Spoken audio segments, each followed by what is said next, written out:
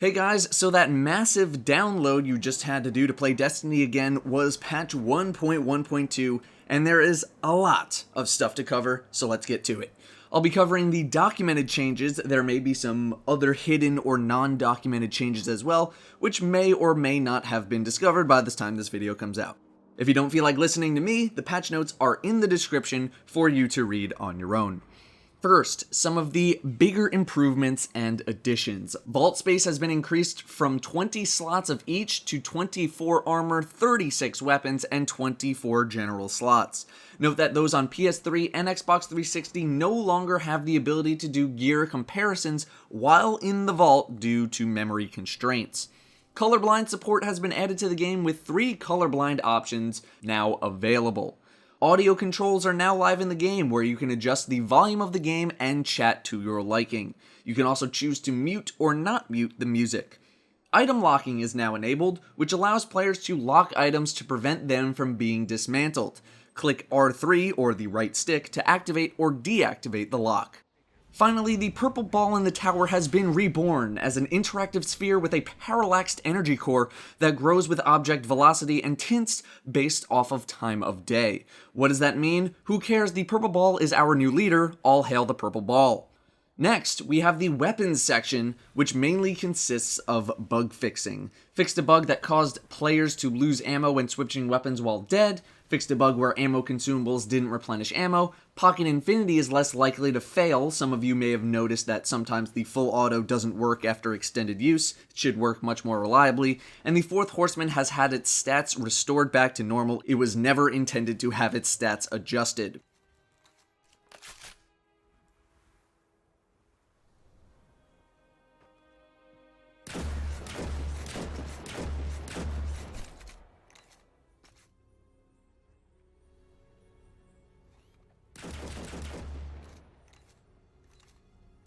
Thorn's feedback on the poison effect was updated. White Nail no longer triggers on targets that are immune to damage. The Don't Touch Me main invisibility bonus no longer triggers on throwing knives.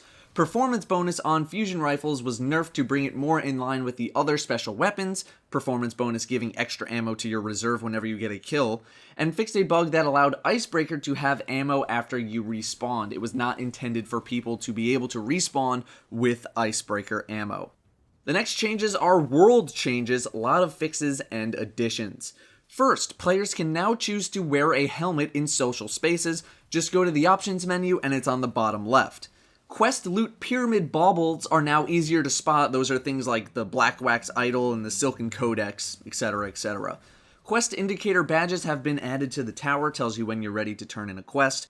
Crota's Bane reputation rewards were increased on Eris bounties, fixed a bug where players' equipped items did not receive experience from completing missions. I know people completing the daily mission never got their bonus experience on their weapons and armor. Hopefully that's fixed now. Fixed Black Garden tooltip where it said it was only level 28 when it was in fact level 30. Fixed a bug where Xur wouldn't sell the heavy ammo synthesis. And finally, fixed a bug where Major Thralls had 2 jaws and 2 left hands. End the beauty standards, people. All Thrall are beautiful. Moving on. Strikes. The Dust Palace and Cerberus Ve 3 were nerfed. Valis' strength has been reduced by 33%, I assume that to mean his health, and Bungie reduced the number of majors that spawned during that fight. The Dust Palace also had the number of majors during the final boss fight reduced, and they reduced the strength of the Scion Flayer shields. Raids, Vault of Glass, and Crota's End got some fixes. First up, Vault of Glass. You remember how your Vault of Glass icon on your map never seemed to not be highlighted even though you've done the place? That's been fixed. I don't know why that bothered me so much in the past, but it's fixed now. More important stuff includes fixed a bug where splash damage could penetrate the relic bubble, relic melee attacks now land on minotaurs more consistently, and teleporting through gates should be more reliable as well. Crota's End. Crota will now fully stand up before attacking, so your sword bearer should not get insta-gibbed anymore. The sword should not immediately despawn when it's dropped anymore, and the sword now lasts the full 30 seconds that it's supposed to. You probably didn't run into this problem too often if you picked up the sword almost right away as it was dropped. PvP will start with some general fixes. First, Blind Watch and Firebase Delphi had their weighting greatly reduced, aka you should see them less frequently in the Control, Iron Banner, and Inferno Control playlists. Some bug fixes. A bug where a player that was killed by an enemy could commit suicide and be revived for points was fixed. Fixed a bug that prevented players from getting points from neutralizing a control zone, and fixed a bug where capture points weren't being disabled when the game ends. A notable change here, added incremental revive timers to skirmish and salvage. Each time a teammate revives you, it takes longer before you can be revived again, with the game adding 5 seconds to the timer each time. I really like this change. It stops the endless respawning over and over and over and just ending that whole chain that can happen. Some of the medal bounties have been made easier to complete. There were some bounties that required 10 medals to complete, these medals typically being things that you earn after going on a specific streak. For example, target practice used to require 10 dead man's hand medals, which one of them required you to get 3 hand cannon headshots in one life. This has been changed to simply get 15 hand cannon kills, and the shotgun and fusion rifle equivalents have also been changed to just require kills, so those bounties should be a little bit easier to complete now. Maps got some tweaks, but nothing hugely notable. The anomaly had invisible physics added over the pool table to keep people from hiding. Shores of Time had kill volume added to the open edge of the A cave to prevent people from hiding, and the Burning Shrine had a spawn point moved to fix camera views. Probably among the biggest change of them all is the change to how special ammo works, and to an extent heavy ammo. First, crates are now visible for all players long before they become available to pick up, with a countdown timer being added to show when they will spawn. Players now no longer drop special ammo when killed. Special ammo has been reduced in quantity by a very good chunk. Special ammo crates now only fill 25% of your weapon's max capacity instead of 50%. The respawn timer of special crates has been increased from 45 seconds to 2 minutes. The number of special crates on maps has been reduced from about 6 to 8 to 3 to 5, with some, possibly all of those crates being relocated.